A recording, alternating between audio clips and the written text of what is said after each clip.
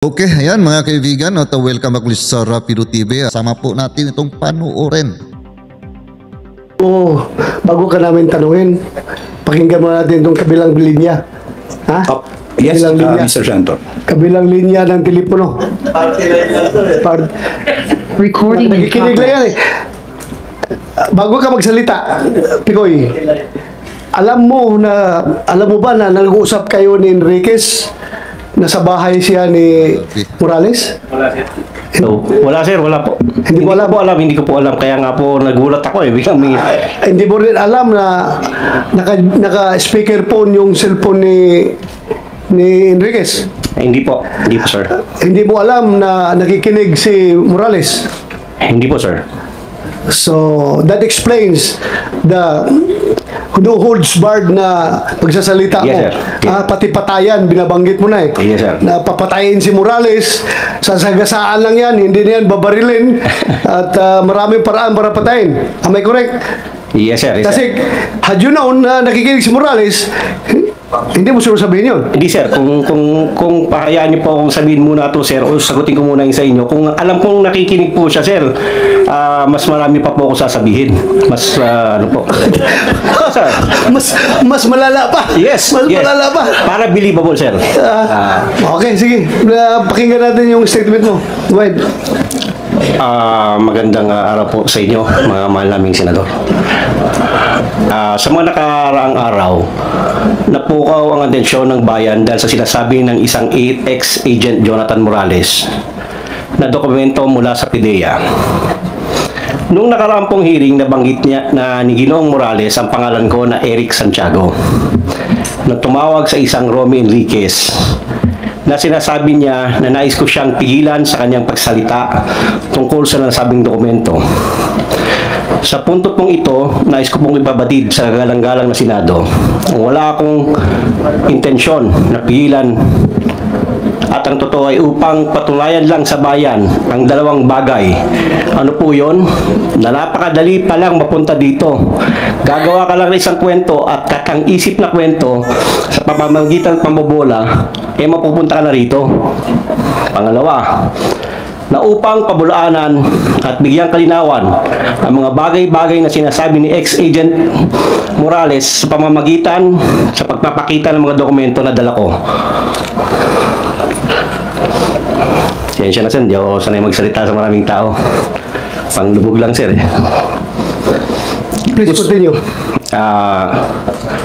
Gusto ko rin gamitin ang oportunidad na ito upang humingi ng taus-pusong paumanhin sa mga taong walang kinalaman sa aking plano, ngunit alam kong grabing naapektuhan dahil sa paggamit ng kanilang mga pangalan. Unang-una po, kay paring Romy, pare, pasensya na, nasama ka rito. Pero I have to do this eh. At pangalawa po, sa pangalan ni Ginoong James Kumar, kung asan man po siya, pasensya na po. Sa nasabi ko po na dokumento, ipakikita ko pang magbigay dagdag linaw sa sinasabi ni Expedient Morales. Nandito po yon. May hawak po akong dokumento na gusto ko lang ipakita talaga. Ito po yung rason kung ba't pinasakay ko sila sa usapan. Para makapunta lang po ako rito at may presenta mga dokumento sana na magbibigay linaw sa mga sinasabi ni Agent Morales. Ano yung sabi mo, pinasakay? Yes sir, pinasakay. Parang dalawang ang gusto kong patunayan sir eh. Magkwento ka lang, makakarating ka na rito. Kwentong barbershop sir. Kwentong barbero lang, katang isip. Makakarating ka na. Andito po ngayon, napatunayan ko ngayon yun. Napatunayan mo ngayon? Yes sir, nandito po ako. Kasi... So, you mean to say, itong committee na ito ay pwede pala mag-ibestiga ng katang isip lang? Ako po ang sinasabi ko, yung akin po, hindi po kayo. Kayo po ay tunay. Alam ko po ang inyong layunin. Ako po ay para sa akin, gusto ko lang pong makarating dito upang magbigay linaw lang po, magdagdag linaw sa dahil sa mga dala. We are not not interested of your dagdag linaw. We are interested on what happened, what transpired in that recording. Kaya yun ang explain mo. Huwag ka na maghanap pa ng ibang dagdag linaw. Please, explain your side as far as that video is concerned.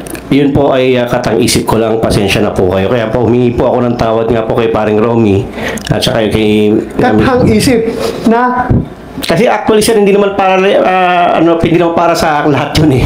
Sa amin lang sana yun. Pero dahil po na napunta po ako dito, dahil nga po sa isang salita niya na... Sandali, katang isip lahat ng sinasabi mo doon? Yes sir. Kinakatang isip mo ito si... Kaya nga po humingi po ako ng tawad sa kanya eh. Kaya... Wow! O hindi naman kami grade 1 dito, mga senador kami. Ay nako, ibig mo sabihin na binubula mo lang siya para mabula kami, para imbitahin ka dito, para makapagsalita ka ng something against kay Morales. No, mali po. Ganon. Yan ang mali po, hindi po kayo sabi mo eh. Hindi po kayo dapat kong bulayin. Hindi ako binubula mo, siya ang binubula mo para pagbula mo sa kanya, mabubula rin kami kasi may video yun na usapan ninyo eh. Ibig mong sabihin, ganun kakagaling iyo. Kahit na ilang bisis ka, kaso mo, yung kaso mo, huwag mong...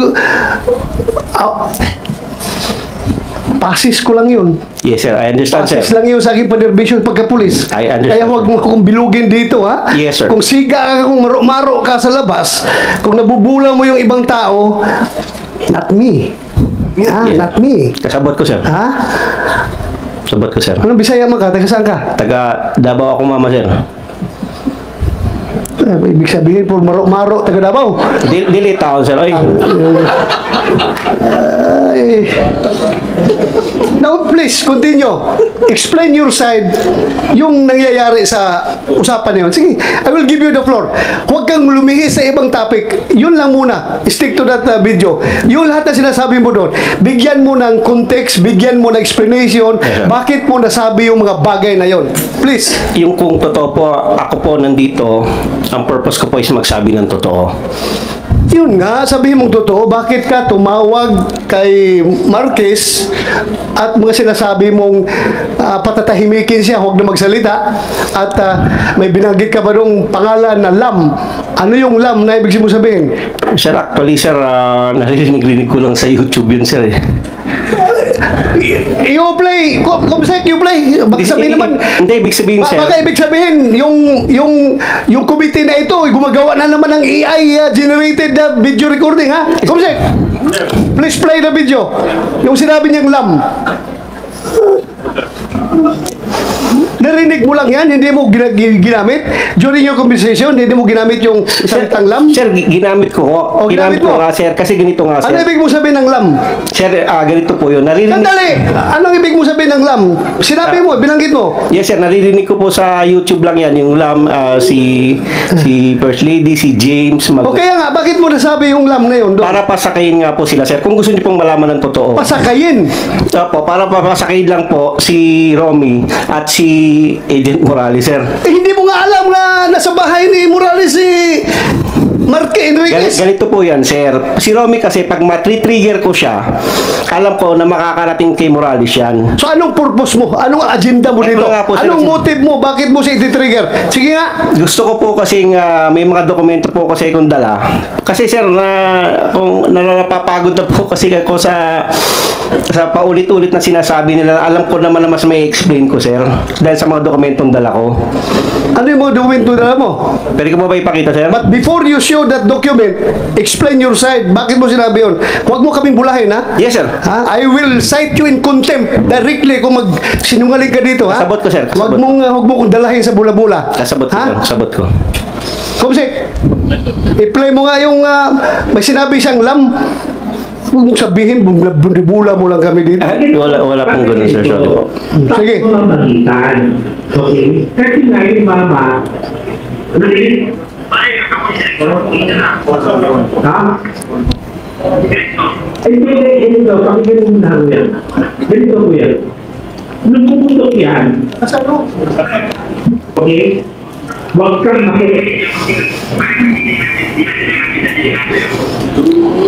kaya nga ganito kasi.